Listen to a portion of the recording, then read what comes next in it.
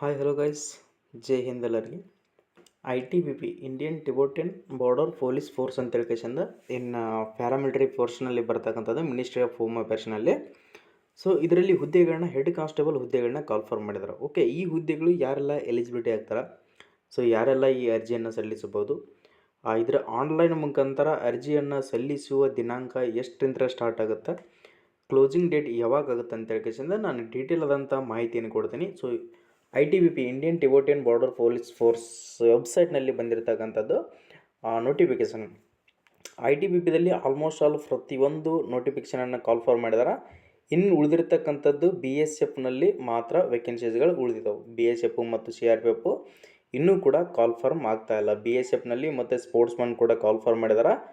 Next head constable ಕೂಡ ಈಗ ಬರ್ತಕ್ಕಂಥದ್ದು ಕಾನ್ಸ್ಟೇಬಲ್ ಟ್ರೇಡ್ಸ್ಮನ್ ಇನ್ನೂ ಆದರೂ ಕೂಡ ಬಿ ಎಸ್ ಎಫ್ನಲ್ಲಿ ಕಾಲ್ ಫಾರ್ಮೇ ಮಾಡ್ತಾ ಇಲ್ಲ. ಓಕೆ, ನೆಕ್ಸ್ಟ್ ಬಿ ಎಸ್ ಎಫ್ನಲ್ಲಿ ಯಾರೆಲ್ಲ ಅಪ್ಲಿಕೇಶನ್ಗಳನ್ನ ಸಲ್ಲಿಸಿದಿರಲ್ಲ, ಐ ಟಿ ಬಿ ಪಿನಲ್ಲಿ ಹೆಡ್ ಕಾನ್ಸ್ಟೇಬಲ್ ಯಾರೆಲ್ಲ ಅರ್ಜಿಗಳನ್ನ ಸಲ್ಲಿಸಿದಿರಲ್ಲ, ಪ್ರತಿಯೊಬ್ಬರು ಕೂಡ ಕೇಳ್ತಾ ಇದ್ದಾರೆ ಎಕ್ಸಾಮ್ ಫಿಸಿಕಲ್ ಯಾವಾಗ, ಇದು ಫಿಸಿಕಲನ್ನು ಯಾವಾಗ ಕಂಡಕ್ಟ್ ಮಾಡ್ತಾರಾ.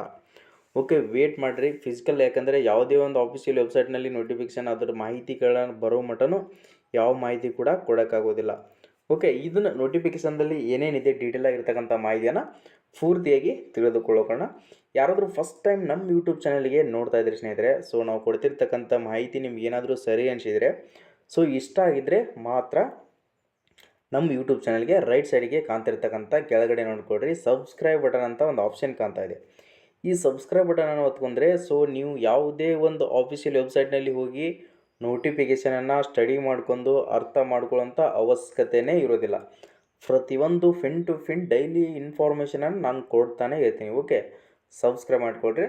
ನೋಡ್ಕೊಡ್ರಿ, recruitment for the post of head constable motor mechanic and constable motor mechanic ಅಂತ ಹೇಳಿಂದ ಸೊ ಹುದ್ದೆಗಳನ್ನ ಕಾಲ್ಫರ್ ಮಾಡಿದ್ದಾರೆ. ಇಲ್ಲಿ ನೋಡ್ಕೋಬೋದು, ಇದಕ್ಕೆ ಅಪ್ಲಿಕೇಶನ್ ಹಾಕಬೇಕಾದ್ರೆ ಸೊ ಇದರ ಸ್ಯಾಲ್ರಿ ನೋಡ್ಕೋಬೋದು, ಪ್ರತಿಯೊಂದು ಕೊಟ್ಟಿದ್ದಾರೆ.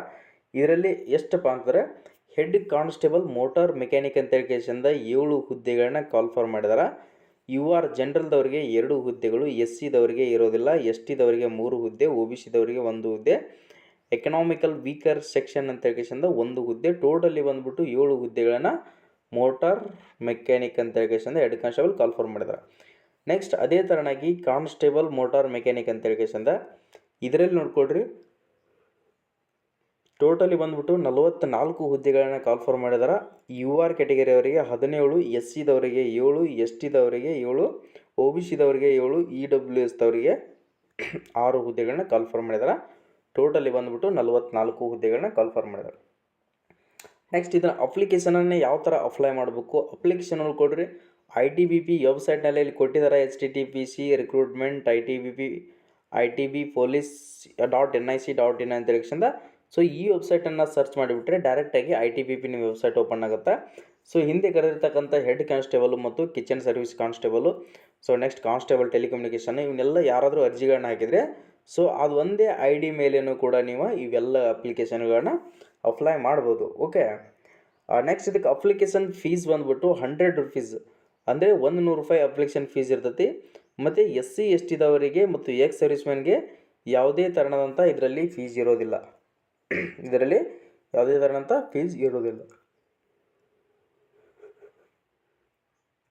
ನೆಕ್ಸ್ಟ್ ಅಪ್ಲೈ ಡೇಟ್ ಯಾವಾಗಿದೆ. ಓಕೆ, ಅಪ್ಲೈ ಡೇಟನ್ನು ನೋಡ್ಕೊಳ್ಳೋಣ. ಏನೇನು ಏಜ್ ಲಿಮಿಟ್ ಏನೇನಿದೆ, ಕ್ವಾಲಿಫಿಕೇಷನ್ ಏನಿದೆ ಅಂತ. ಹೆಡ್ ಕಾನ್ಸ್ಟೇಬಲ್ ಮೋಟಾರ್ ಮೆಕ್ಯಾನಿಕ್ ಅಂತ ಹೇಳಿಂದ 18ರಿಂದ 25 ಏಜ್ ಇದ್ದವರು ಕೂಡ ಅರ್ಜಿಗಳನ್ನ ಸಲ್ಲಿಸಬಹುದು. 10ನೇ ತರಗತಿ ಮುಗಿದಿರಬೇಕು. 10ನೇ ತರಗತಿ ಜೊತೆಗೆ 12ನೇ ತರಗತಿಯನ್ನು ಕಂಪ್ಲೀಟ್ ಮಾಡಿರಲೇಬೇಕು. Certificate in motor mechanic from recognised institution or industrial training institute with 3 year practical experience in the trade in a reputed workshop or 3 year diploma in automobile engineering. ಅಂದರೆ ನೀವೇನಾದರೂ ಐ ಟಿ ಐ, ಓಕೆ 12ನೇ ತರಗತಿ ಮೇಲೆ ಮತ್ತೆ ನೀವು I T I ಏನಾದರೂ ಮಾಡಿದರೆ, okay I T ಐನೂ ಇಲ್ಲ ನಾನು ಡಿಪ್ಲೊಮಾ ಮಾಡಿದ್ದೀನಿ, ಆಟೋಮೊಬೈಲ್ ಇಂಜಿನಿಯರಿಂಗ್ ಏನಾದರೂ ಮಾಡಿದ್ದೀನಿಯಪ್ಪ ಅಂತ ಅಂದ್ಕೊಂಡಿದ್ರೆ ಸೊ ಈ ಹುದ್ದೆಗೆ ನೀವು ಅರ್ಜಿಗಳನ್ನ ಸಲ್ಲಿಸಬಹುದು. ನೆಕ್ಸ್ಟ್ ಬಂದುಬಿಟ್ಟು ಕಾನ್ಸ್ಟೇಬಲ್ ಮೋಟಾರ್ ಮೆಕ್ಯಾನಿಕ್ ಅಂತ ಏನಿದೆಯಲ್ಲ, ಸೊ 18ರಿಂದ 25 ಏಜ್ ಇದ್ದವರು ಕೂಡ ಆಗ್ಬೋದು. ಇದಕ್ಕೆ 10ನೇ ತರಗತಿ ಮುಗಿದಿರಬೇಕು. ನೆಕ್ಸ್ಟ್ ಐ ಟಿ ಐ ಸರ್ಟಿಫಿಕೇಟನ್ನು ಹೊಂದಿರಲೇಬೇಕು. ಓಕೆ, ಐ ಟಿ ಐ ಸರ್ಟಿಫಿಕೇಟನ್ನು ನೀವು ಹೊಂದಿರಲೇಬೇಕು.